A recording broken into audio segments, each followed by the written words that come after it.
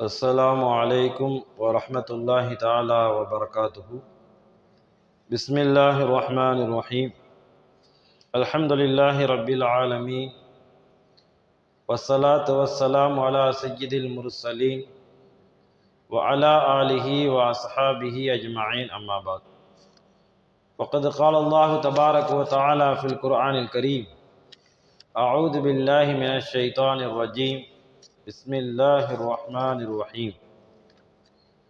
يعلم خائنة الأعين وما تخفي الصدور، صدق الله العليم.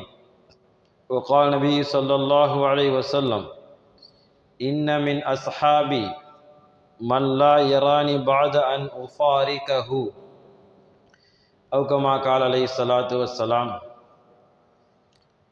سبحانك لا علم لنا إلا ما علمتنا إنك أنت العليم الحكيم.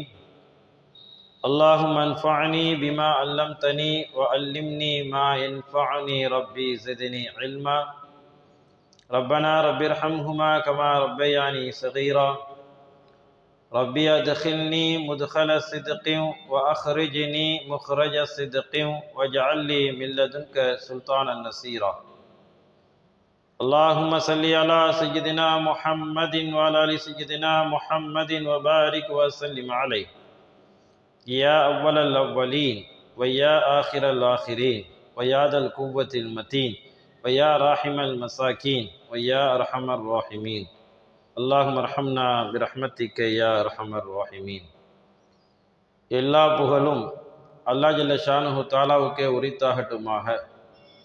எனது உயிரில் மேலான ஹஸரத் ரசூலுல்லாஹி ஸல்லல்லாஹு அலைஹி வஸல்லம் அன்னவர்கள் மீதும் அன்னவர்களின் அடிச்சுவற்றை சற்றும் அடிபரலாமல் பின்பற்றிய உத்தம சத்திய சஹாபாக்கள், தாபீன்கள், தபா தாபீன்கள், நாதாக்கள், சுஹதாக்கள், நல்லோர்கள், உலக முஸ்லிம்கள், குறிப்பாக நம் அனைவரின் மீதும் அல்லாஹுவின் அன்பும் அருளும் என்றென்றும் நின்று நிலவட்டுமாக.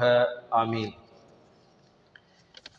கண்ணியத்திற்குரிய அல்லாஹ்வின் நல்லடியார்களே, ரமலான் நெருங்கி கொண்டிருக்கிறது. நாம் வாழ்கிற இந்த காலகட்டத்தில் நிகழ்கின்ற மாற்றங்கள் பரிசுத்தமான ஈமானையே கேள்விக்குறியாக ஆக்கி வைத்திருக்கிறது.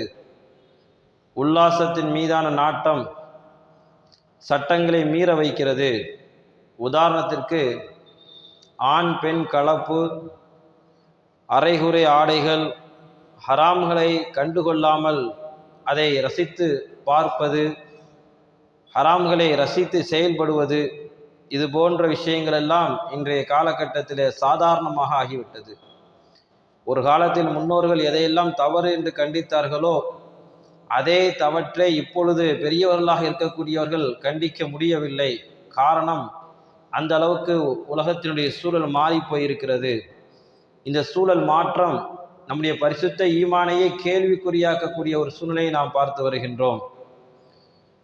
சுதந்திரத்தின் மீதான நாட்டம் இருக்கிறதே, அது ஈமானை தளர்வடைய செய்துவிடும். மனம் போன போக்கில் வாழலாம் என்ற எண்ணம் இருக்கிறதே, நம்முடைய ஈமான் பறிபோவதற்கு காரணமாகி போய்விடும். ஒரு இஸ்லாமியன் இப்படித்தான் வாழ வேண்டும் என்ற சில சட்ட திட்டங்களோடு தான் இந்த உலகத்திற்கு அனுப்பப்பட்டிருக்கிறான். இந்த உலகத்தில் அவன் ஒரு பரீட்சை கூடமாக இருந்து தன்னுடைய வாழ்க்கையில் அல்லாஹ்வும் அல்லாஹ்வுடைய தூதர் ஸல்லல்லாஹு அலைஹி வஸல்லம் அவர்கள் காட்டி தந்த வழிமுறையின் பிரகாரம் இந்த உலகத்தில் வாழ்ந்து மரணிக்கும் பொழுதுதான் அவன் மறுமை என்ற மிகப்பெரிய ஒரு பொக்கிஷத்தை அடைய இருக்கிறான். அந்த மறுமையிலே அவன் நிரந்தரமாக நரகத்திற்கு செல்வதும் நிரந்தரமாக அவன் சொர்க்கத்திற்கு செல்வதும் இந்த உலகத்தில் அவனுடைய ஈமானை பொறுத்து அமைகிறது. அந்த ஈமானை நாம் பரிபூர்ணப்படுத்தி கொள்ள வேண்டும். ரமலான் அடுத்து வர இருக்கிறது.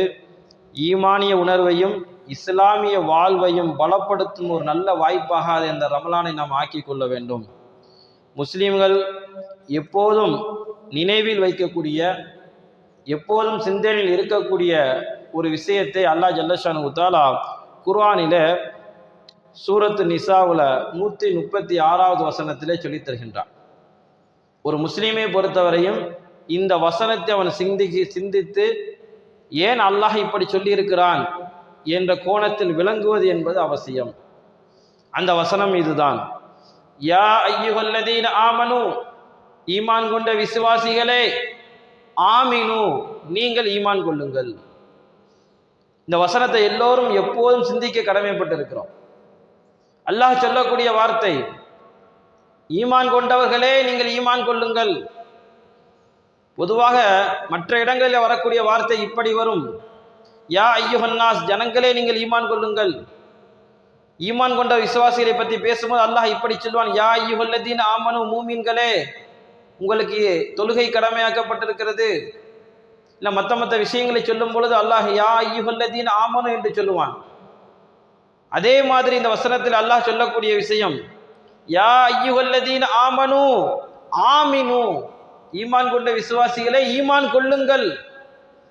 அதேபடி ஈமான் கொண்ட விசுவாசிகளை பார்த்து ஈமான் கொள்ளுங்கள் என்று சொன்னால் என்ன அர்த்தம்? சிந்திக்க நாம் கடமைப்பட்டிருக்கிறோம். ஈமான் கொண்ட முஸ்லிம் அவனுடைய ஈமானை பலப்படுத்தி கொள்ள வேண்டும், பலமான ஈமானாக இருக்க வேண்டும். இன்னைக்கு அனைத்துக்கும் அடிப்படை ஈமான் தான். ஈமான் நம்முடைய உள்ளத்தில் மறுமையை பற்றிய ஈமான், மரணத்திற்கு பிறகு நாம் இந்த உலகத்தில் செய்த தீமைக்கு கண்டிப்பாக தண்டனை கிடைக்கும் என்ற அந்த நம்பிக்கை தான் ஈமான். அந்த நம்பிக்கை ஈமான் குறைவாக இருப்பதன் காரணமாகத்தான் மனிதன் தவறு செய்கிறான். அதனால தான் அல்லாஹ் ஜல்லஷானு தஆலா மூமின்களை பார்த்து ஈமான் கொள்ளுங்கள் என்று சொல்லி தருகின்றான். நம்முடைய முன்னோர்களையெல்லாம் திகைப்பில் ஆழ்த்திய ஒரு வசனம் தான் இது. நான் கலிமா சொல்லியிருக்கிறேன் என்று நிம்மதி அடைந்து விட முடியாது. கலிமா சொல்லியிருந்தாலும் நம்முடைய ஈமான் எப்படி இருக்க வேண்டும்? நான் என்னுடைய வாழ்க்கை கலிமாவின் படி நான் நடக்கிறேனா? நான் முஸ்லீம், அதே நேரத்தில் நான் முஸ்லீம் படி என்னுடைய வாழ்க்கை இருக்கிறதா என்பதை நாம் சிந்திக்க கடமைப்பட்டிருக்கிறோம். அல்லாஹுவை ரப்பாகவும் முஹம்மது ஸல்லல்லாஹு அலைஹி வஸல்லம் அவர்களை அல்லாஹ்வின் தூதராகவும் நாம் ஏற்றுக்கொண்டிருக்கிறோம். அந்த ஏற்றுக்கொண்ட விஷயம் நம்முடைய வாழ்க்கையில் வந்திருக்கிறதா? கலிமா மாத்திரம் சொன்னால் போதுமாகாது, நம்முடைய முழு வாழ்க்கையும் கலிமாவாக இருக்க வேண்டும். ஒருத்தரை தந்தை என்று நாம் அத்தாவை பார்த்து கூப்பிடுகிறோம், அதோடு நிறுத்தி கொண்டால் மட்டும் போதாது, தந்தைக்கு செய்ய வேண்டிய எல்லா கடமைகளையும் நாம் ஆற்ற வேண்டும். அதே போட்டுதான் தந்தையும் பிள்ளைக்கு செய்ய வேண்டிய எல்லா கடமைகளையும் செய்ய வேண்டும். அப்போதான் என்னுடைய பிள்ளைன்னு சொல்ல முடியும்.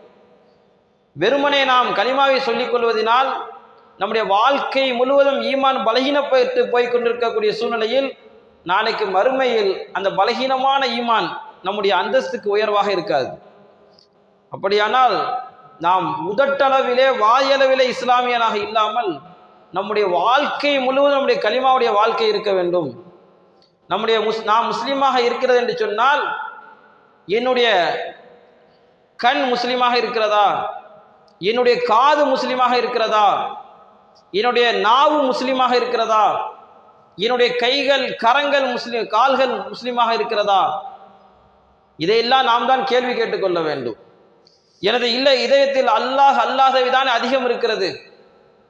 பள்ளிவாசலுக்கு உள்ளே நான் இருக்கிறேன், என்னுடைய நினைப்பும் சிந்தனையும் வேறு இடத்திலே இருக்கிறது. என்னுடைய இதயத்தில் அல்லாஹ்வை நான் குடிகொள்ள வைக்க வேண்டும்.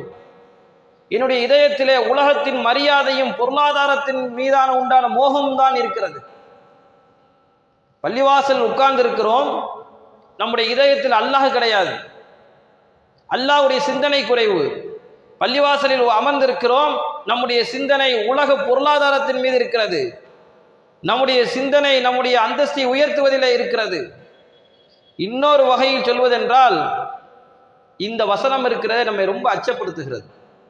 ஈமான் கொண்ட விசுவாசிகளை நீங்கள் ஈமான் கொள்ளுங்கள் அப்படின்னு சொல்லக்கூடிய இந்த வசனம் இருக்கிறது ரொம்ப அச்சப்படுத்துகிறது. நம்மளை பார்த்து ஒருத்தர் நீங்கள் முஸ்லீம் ஆயிருங்க அப்படின்னு சொன்னால் எப்படி இருக்கு நமக்கு? நம்ம என்ன சொல்லுவோம்? ஒரு முஸ்லீம் அல்லாதவர் நம்ம இடத்துல வந்து நீங்கள் முஸ்லீம் ஆயிருங்க, இல்லை முஸ்லீமாக மாறுங்கள் அப்படின்னு சொன்னால் நமக்கு என்ன தோணும்? எப்போ நான் முஸ்லீமாக தானே இருக்கிறேன். அப்போ அப்படி அது போன்ற வசனம் இது. ஈமான் கொண்ட விசுவாசிகளை ஈமான் கொள்ளுங்கள். அப்படியானால் நம்முடைய ஈமான் பலகீனமான ஈமானாக இருக்கிறது. நம்முடைய ஈமானை பலப்படுத்த வேண்டும், நம்முடைய இதயத்தில் அல்லாஹ்வை குடிகொள்ள வைக்க வேண்டும். அதை விடுத்து இந்த உலகத்துடைய ஆசைகளும் மோகங்களும் வாழ்க்கை முழுவதும் இருக்க வேண்டிய விஷயம் இதயத்தில் அல்லாஹ் மட்டும்தான். வாழ்க்கை முழுவதும் நம்முடைய இதயத்தில் யார் இருக்கிறார் என்பதை நாம் கேள்வி கேட்டுக்கொள்ள வேண்டும். இந்த வசனம் பெரும் பெரும் சஹாபாக்களை எல்லாம் என்ன செய்யுது, கொஞ்சம் அப்படியே பயப்பட செய்யுது. ஹஜ்ரத் உமர் ரலியல்லாஹு தஆலா அன்ஹு அவர்கள் ஹுதைபா ரலியல்லாஹு தஆலா அன்ஹு அவரிடத்துல கேட்பாங்க, நான் முனாஃபிக்கனுடைய பட்டியலில் இருக்கிறேனா? அந்த காலத்துல காஃபிர் முஸ்லீம் இருந்தாங்க, இன்னொருத்தவங்க முனாஃபிக்னு ஒருத்தவங்க இருந்தாங்க. முனாஃபிக்னா அவங்களும் காஃபிர்ல லிஸ்ட்ல சேர்ந்தவங்க தான். இஸ்லாமியர்களை பார்த்தாங்க அப்படின்னா நாங்கள் உங்களோட இருக்கோன்னு சொல்லுவாங்க. போருக்கு கூப்பிட்டா வரமாட்டாங்க, தொழுவாங்க. முஸ்லீம்களுக்கு காட்டிக் கொள்வதற்காக நாங்களும் முஸ்லீம் தான் சொல்லிட்டு தொழுவாங்க.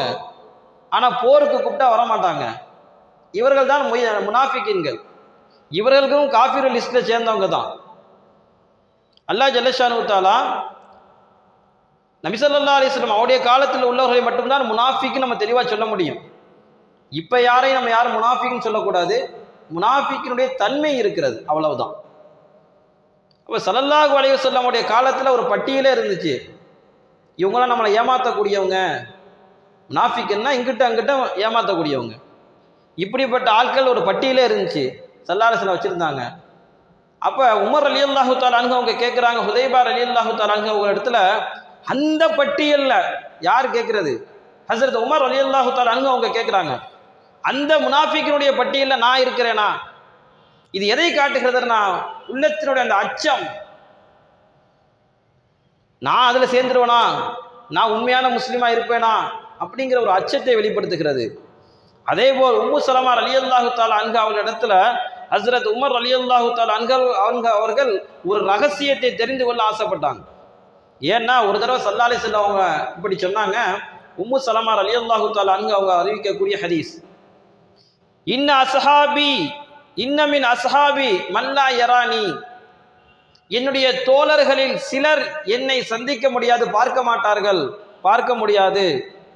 நான் அவங்கள விட்டு பாத உஃபாரிகுஹு, நான் அவங்கள விட்டு பிரிஞ்சதுக்கு பிறகு, மௌத்துக்கு பிறகு என்னைய சில சஹாபாக்கள் என்னுடைய தோழர் சந்திக்க முடியாது, பார்க்க முடியாதுன்னு சொன்னாங்க. உம்மு சலமா ரலியல்லாஹு தஆலா அன்ஹு இந்த ஹதீஸ் அறிவிக்கிறாங்க. இந்த ஹதீஸ் சொன்னதிலிருந்து ஹஸ்ரத் உமர் ரலியல்லாஹு தஆலா அன்ஹு அவங்க அந்த பட்டியலில் நான் இருக்கிறேனான்னு கேட்பாங்க. உமர் ரலியல்லாஹு தஆலா அன்ஹு அவர்கள் கலீஃபாக்களின் நட்சத்திரமானவர்கள், அஷரத்துல் முபஷ்ஷரா, இந்த உலகத்திலேயே சொர்க்கம் என்று சுபச்செய்தி சொல்லப்பட்டவர்கள், பெருமானார் ஸல்லல்லாஹு அலைஹி வஸல்லம் அவர்களுக்கு நெருக்கமானவர்கள். உமருடைய நாவிலே அல்லாஹ் பேசுகிறான் என்று பெருமானார் ஸல்லல்லாஹு அலைஹி வஸல்லம் அவர்கள் சொல்வார்கள். அப்பேற்பட்ட உமர் ரலியல்லாஹு தஆலா அன்ஹு அவர்கள் பயந்தார்கள், நான் அந்த லிஸ்ட்ல சேர்ந்துருவனோ. ஸல்லல்லாஹு அலைஹி வஸல்லம் சொன்னாங்களே, நாளைக்கு என்னுடைய மௌத்துக்கு பிறகு என்னைய சில சஹாபாக்கள் தோழர்கள் என்னை பார்க்க முடியாதுன்னு சொன்னாங்களே, அந்த பட்டியலில் உள்ள நபர்ல நானும் ஒரு ஆளை இருந்துருவேனா, கொஞ்சம் பார்த்து சொல்லுங்கள், நான் இருக்கிறேனான் என்று கேட்டார்கள் உம்மு சலமா ரலியல்லாஹு தஆலா அன்ஹா அவர்களிடத்துல. சிந்திக்க கடமைப்பட்டு இருக்கிறோம். இந்த உலகத்தில் நாம் ஈமான் கொண்டு அதை கடைசி வரையும் நம்முடைய வாழ்க்கையில கொண்டு வரணும். கலிமா என்பது வார்த்தை அல்ல. லா இலாஹ இல்லல்லாஹ் என்ற கலிமா என்பது வார்த்தை கிடையாது, அது வாழ்க்கை. ஒரு முஸ்லீம் அதை வாழ்க்கை முழுவதும் கடைபிடிக்க வேண்டும்.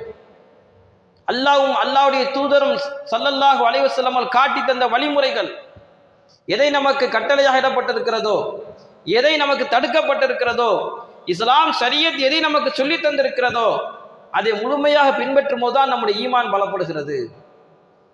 இந்த வசனத்துடைய பொருளும் அதுதான். நீங்கள் பலமான ஈமானாக இருங்கள், பலமான ஈமானாக இருங்கள். சஹாபாக்கள் கவலைப்பட்டார்கள், நான் முனாஃபிக்கினுடைய பட்டியலில் சேர்ந்துருவனோ, நான் இந்த லிஸ்ட்ல சேர்ந்துருவனோ, என்னுடைய ஈமான் பலகீனமாகி விட்டதோ என்றெல்லாம் கவலைப்பட்டார்கள். ஆனால் இன்று நாம் அதை பற்றி கொஞ்சம் கூட அச்சம் இல்லாமல் இருக்கிறோம்.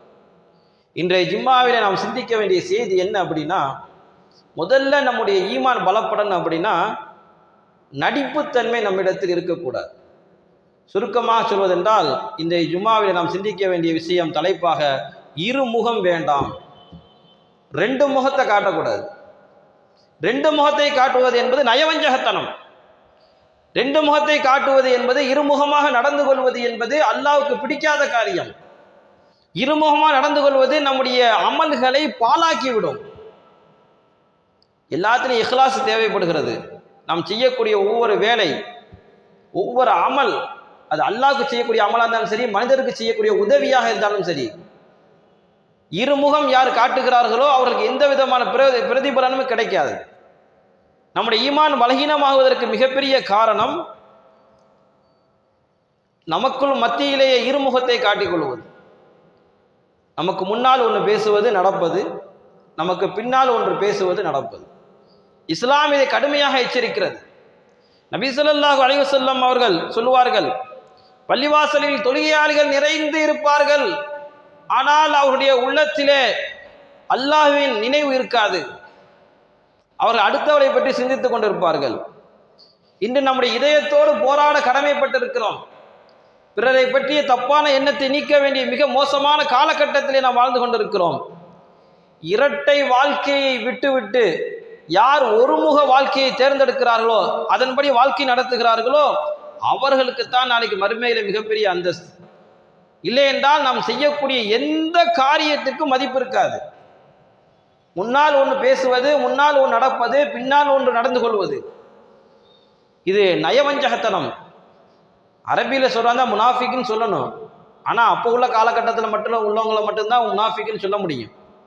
நயவஞ்சகத்தனம் அதிகமாகிவிட்டது. இன்றைய முஸ்லீம்களின் அவசர தேவையாக இது உருவெடுத்து இருக்கிறது. ரெண்டு முகம் யார்ட்டையும் காட்டாதீங்க. அது குடும்பத்தில் இருந்தாலும் சரி, சமுதாயத்தில் இருந்தாலும் சரி, நட்பு வட்டாரமாக இருந்தாலும் சரி, அமலுடைய விஷயமாக இருந்தாலும் சரி, இருமுகம் காட்டக்கூடாது. இன்னும் நம்ம தெளிவாக சொல்றாங்க, நேர்மைன்னு சொல்லலாம். நேர்மைன்னு சொன்னால் அது பழக்கப்பட்ட வார்த்தையாக இருக்கிறது. சரியா சொல்ல வேண்டும் என்று சொன்னால், முன்னால் நமக்கு முன்னால் ஒன்று செய்துவிட்டு நமக்கு பின்னால் வேற ஒன்றை செய்வது, இப்படிப்பட்ட ஒரு நடவடிக்கை நாம் தவிர்த்து கொள்ள வேண்டும். பரிசுத்தமான ஈமானிய வாழ்க்கை வாழ வேண்டும் என்று சொன்னால், ஈமானில் கரைபடாமல் இருக்க வேண்டும் என்று சொன்னால், அல்லாஹ் சொல்வதை போன்று யா அய்யுஹல்லதீன் ஆமனு ஆமினு, ஈமான் கொண்ட விசுவாசிகளே ஈமான் கொள்ளுங்கள். அந்த வசனத்துக்கு நாம் இலக்கணமாக ஆக வேண்டும் என்று சொன்னால், முதலில் நம் இருமுகத்தை சவித்துக் கொள்ள வேண்டும்.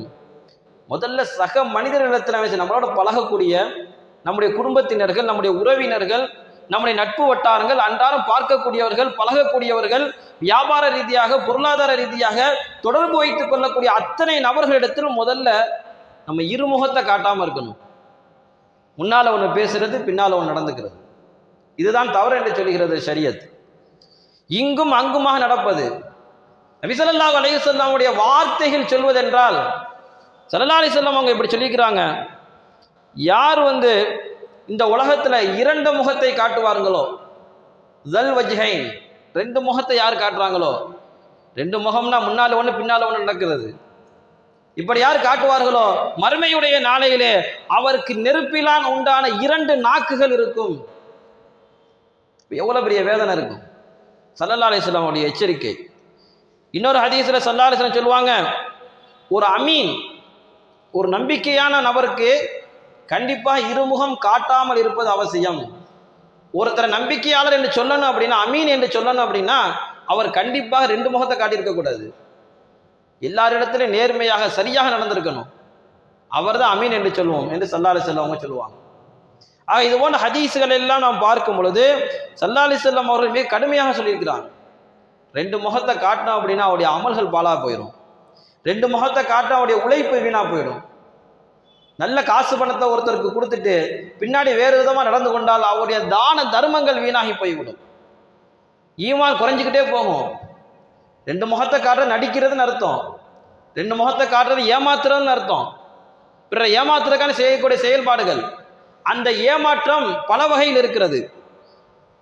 கண்களின் வஞ்சகம், கண்ணால ஒருத்தரை ஏமாற்ற முடியும். அல்லாஹ் ஜல்ல ஷானு தஆலா இந்த கண்ணால ஜாடை செய்யறது கூட சொல்லி இருக்கிறான். யஅலமு காயினத்துல் அய்னி வமா துஃபி சுதூர், நீங்க கண்களால் ஏமாத்துகிறீர்கள், கண் ஜாடை செய்கிறீர்கள், அந்த ஜாடையை கூட அல்லாஹ் ஜல்ல ஷானு தஆலா அறிந்தவனாக இருக்கிறான். யஅலமு காயினத்துல் அய்ன், கண்கள் செய்யக்கூடிய மோசடிகளை அல்லாஹ் அறிந்தவனாக இருக்கிறான்.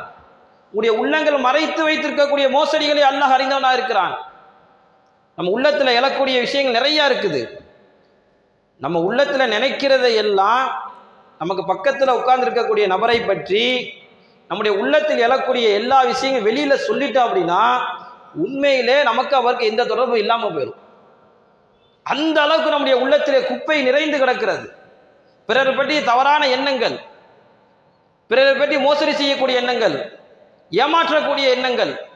அல்லாஹ் சொல்லுகின்றான், நீங்கள் கண்களால் செய்யக்கூடிய அந்த ஜாடை செய்யக்கூடிய மோசடியை கூட அல்லாஹ் அறிகிறான்.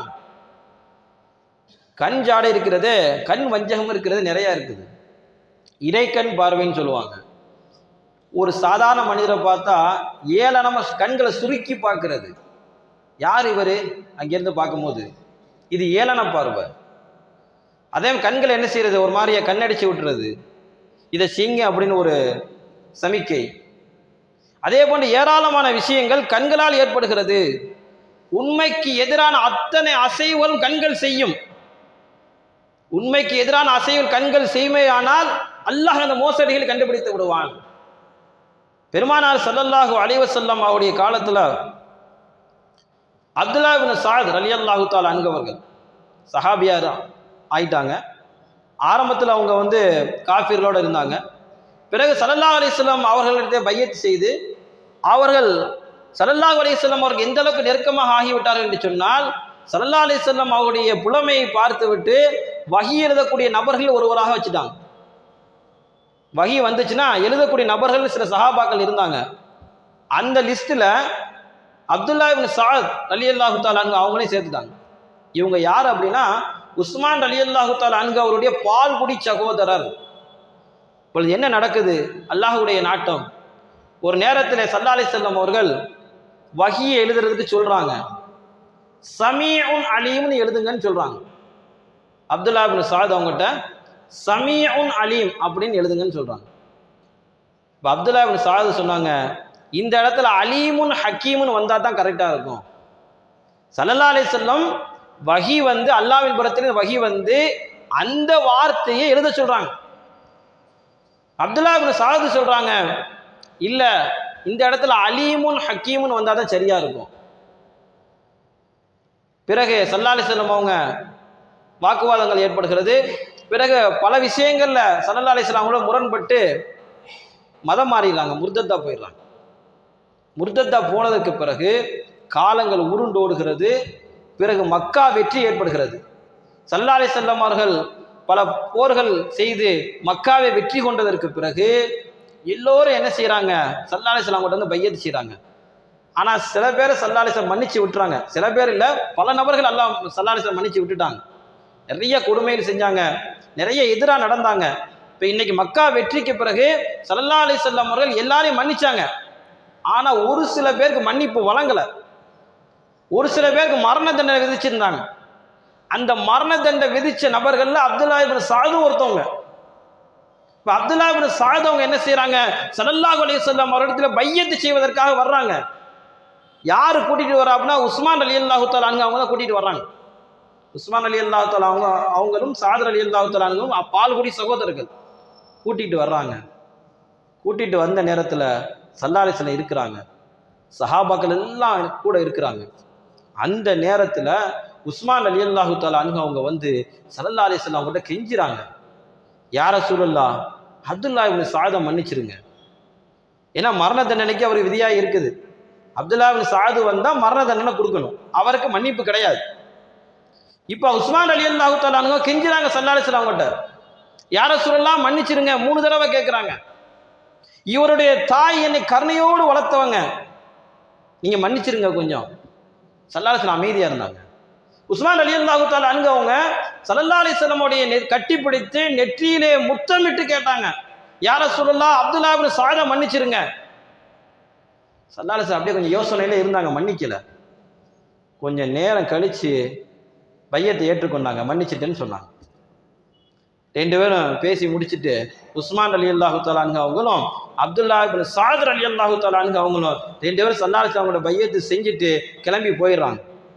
போனதுக்கு பிறகு சஹாபாக்கள்லாம் கூடியிருந்த அந்த சபையில் உபாத் இப்னு பிஷ்ர் ரலியல்லாஹு தஆலா அன்ஹு அவங்க கேட்குறாங்க ஸல்லல்லாஹு அலைஹி வஸல்லம் அவங்களிடத்துல, யா ரசூலல்லாஹ், மரண தண்டனை விதியாக்கிய நபரை இப்படி விட்டு விட்டீர்களே, என்ன காரணம் என்று கேட்கிறார். ஸல்லல்லாஹு அலைஹி வஸல்லம் அமைதியா இருக்கிறார்.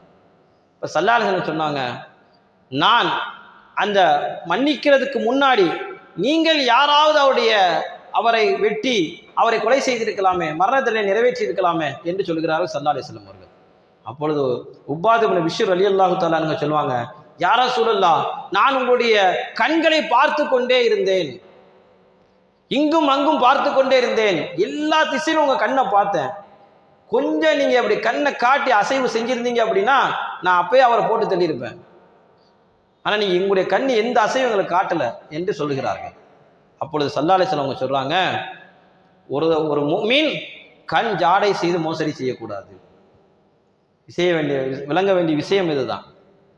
மரண தண்டனை கொடுக்க வேண்டிய ஒரு நபர் பக்கத்தில் வந்தாலும் கூட கண் ஜாடை செய்து ஏமாற்றக்கூடாது என்று ரசூல் ஸல்லல்லாஹு அலைஹி வஸல்லம் சொல்லி தராங்க. கொஞ்சம் ஸல்லல்லாஹு அலைஹி வஸல்லம் கண் ஜாடை இப்படி செஞ்சிருந்தாங்க அப்படின்னா பக்கத்தில் இருந்த சஹாபாக்கள் வாளால் வெட்டி வீழ்த்தி இருப்பார்கள். அந்த கண் ஜாடைக்கு கூட அனுமதி கிடையாது. ஒரு முஸ்லீம் என்ன செய்யக்கூடாது? கண் ஜாடை செய்து ஏமாற்றக்கூடாது என்ற விஷயத்தை ரசூல் ஸல்லல்லாஹு அலைஹி வஸல்லம் அவர்கள் அந்த நேரத்தில் சொல்லுவார்கள். இன்னைக்கு நம்ம எவ்வளவு ஏமாத்துறோம்.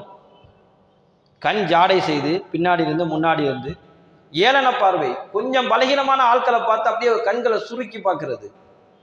நினைவில் வைத்துக் கொள்ளுங்கள், யஅலமு ஹாயினத்துல் ஐனி வமா துஃபி சுதூர், கண்களால் செய்யக்கூடிய அந்த வஞ்சகத்தை அல்லாஹ் அறிந்தவனாக இருக்கிறான். அதுக்கு அடுத்து பேச்சு வஞ்சகம். இன்னைக்கு மனிதனுடைய பேச்சு இருக்கிறது எவ்வளவு வஞ்சகமான பேச்சு.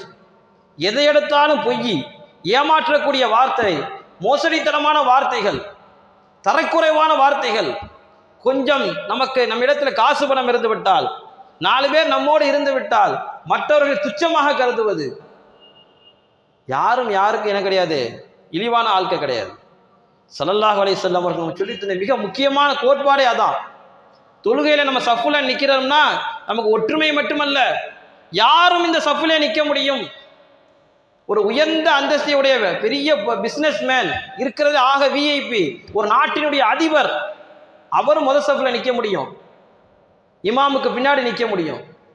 அதே மாதிரி ஒரு சாதாரண கூலி தொழிலாளி இருக்கிறதுல ஆக கம்மியான சம்பளம் வாங்கக்கூடிய நபர், அவரும் என்ன செய்ய முடியும்? அந்த சஃப்ல நிற்க முடியும். இஸ்லாம் சொல்லக்கூடிய செய்தி என்ன தெரியுமா? 2 பேருக்கு எந்த ஏற்றத்தாலும் கிடையாது. யார் யாரை ஏமாற்றினாலும் அல்லாஹ்விடத்தை பதில் சொல்லி ஆக வேண்டும். அதனால தான் ஸல்லல்லாஹு அலைஹி வஸல்லம் சொல்றாங்க, நீங்க 2 முகத்தை காட்டாதீங்க. 2 முகத்தை யாரு காட்டுறாங்களோ, பேச்சின் மூலமாக, கண் ஜாடையின் மூலமாக, பேசும்போது ஒரு பேச்சு பேசிட்டு கண் ஜாடையின் மூலமாக வேற ஒன்றை செய்தால், ஸல்லல்லாஹு அலைஹி வஸல்லம் அவங்ககிட்ட அவங்க வந்தாங்க, மன்னிப்பு கேட்டுக்கு நிற்கிறாங்க.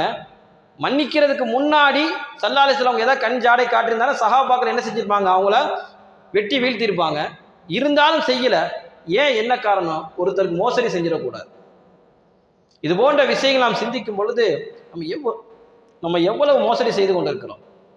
நம்முடைய குடும்பத்தில் மோசடி செய்யணும். இப்போ எப்படி நடக்குதுன்னா, அடுத்தவங்கள்னு அடுத்து ஒரு காலத்தில் இப்படி இருந்துச்சு, நம்ம குடும்பத்தார் அப்படின்னு நினைக்கக்கூடிய ஒரு பழக்கம், இது என்னுடைய மாமா, இது என்னுடைய அண்ணன், இது என்னுடைய தம்பி என்று நினைக்கக்கூடிய பழக்கம் இருந்தது. நம்ம எந்த காலகட்டத்துக்கு வந்துட்டோம் அப்படின்னா, யார் ஏமாத்துனது உங்களை? என்னுடைய கூட பிறந்த அண்ணன் ஏமாத்திட்டான். யார் ஏமாத்துற? என்னுடைய அக்கா ஏமாத்திட்டாங்க, என்னுடைய பெரியத்தா ஏமாத்திட்டாங்க. இரத்த பந்த உறவுகள் ஏமாத்துகிறது. சிந்திக்க வேண்டிய மிக முக்கியமான விஷயம். இதுக்கெல்லாம் காரணம் முன்னால் ஒன்று நடந்து கொள்வது, பின்னால் ஒன்று பேசுவது. பேச்சில யூதர்களை பற்றி அல்லாஹ் சொல்லுவான் குர்ஆன்ல. ஸல்லல்லாஹு அலைஹி வஸல்லம் அவங்ககிட்ட போனாங்க அப்படின்னா யூதர்கள் என்ன சொல்லுவாங்கன்னா, அஸ்ஸலாமு அலைக்கும் சொல்ல மாட்டாங்க, அஸ்ஸாமு அலைக்கும் சொல்லுவாங்க. உங்களுக்கு மரணம் வரட்டும்னு சொல்லுவாங்க. உங்களுக்கு மரணம் வரட்டும்னு சொல்லுவாங்க. ஸல்லல்லாஹு அலைஹி வஸல்லம் பதிலுக்கு என்ன சொல்லுவாங்கன்னா, அலைக்குன்னு சொல்லுவாங்க. அது அப்படியே உங்களுக்கு ஆகட்டும் அப்படிம்பாங்க. யூதர்கள் பேச்சிலே வஞ்சகத்தை ஏற்படுத்துவார்கள். இன்னைக்கு சில பேரை பார்ப்போம், ரொம்ப பேச்சிலே ரொம்ப கெடுமுடியான பேச்சுக்களை பேசுவாங்க, ஏளனமான பேச்சுக்களை பேசுவாங்க. யூதர்கள் சொல்லக்கூடிய விஷயத்தை அல்லாஹ் குர்ஆன்ல சொல்லி காட்டுறான். நீங்கள் ராயினா என்று சொல்லாதீர்கள். யூதர்கள் பார்த்து அல்லாஹ் சொல்றான், ராயினா அப்படின்னு அரபி வார்த்தை. அதுக்கு அர்த்தம் என்ன அப்படின்னா, எங்கள் மீது கருணை காட்டக்கூடியவங்கன்னு அர்த்தம், அசல் அர்த்தம். அதை ஒரு விதமா சொன்னோம்னா, ராயினா அப்படின்னு இழுத்து சொன்னோம் அப்படின்னா, எங்களுடைய ஆடுகளை மேய்க்கக்கூடியவர்னு அர்த்தம். சில நேரத்தில் சொல்லுவோம்ல, ஒன்று இருக்கு நீங்க சொல்றத செஞ்சிடறோம்னு சொல்றது, இன்னொன்று இருக்கு நீங்க சொல்லிட்டீங்கல்ல செஞ்சிடலாம் அப்படின்னா என்ன அர்த்தம்? அது ஒரு வஞ்சகம் உள்ளத்துல. இப்ப இது போன்ற வார்த்தைகளை யூதர்கள் பயன்படுத்தினார்கள். இப்ப இதையெல்லாம் பார்க்கும் பொழுது நம்முடைய வாழ்க்கையில வஞ்சகமான வாழ்க்கை இருக்கக்கூடாது, இரண்டு முகங்கள் இருக்கக்கூடாது. முன்பு முன்னாடி பேசுறது, பின்னாடி போனதுக்கு அப்புறம் ஒரு வேற பேச்சு பேசுறது, அதே மாதிரி செயல்பாடுகள், இதுவெல்லாம் நமக்கு வன்மையாக கண்டிக்கப்பட்ட விஷயங்கள். ஸல்லல்லாஹு அலைஹி வஸல்லம் ஹதீஸை பார்க்கும்போது மிகவும் பயமாக இருக்கிறது.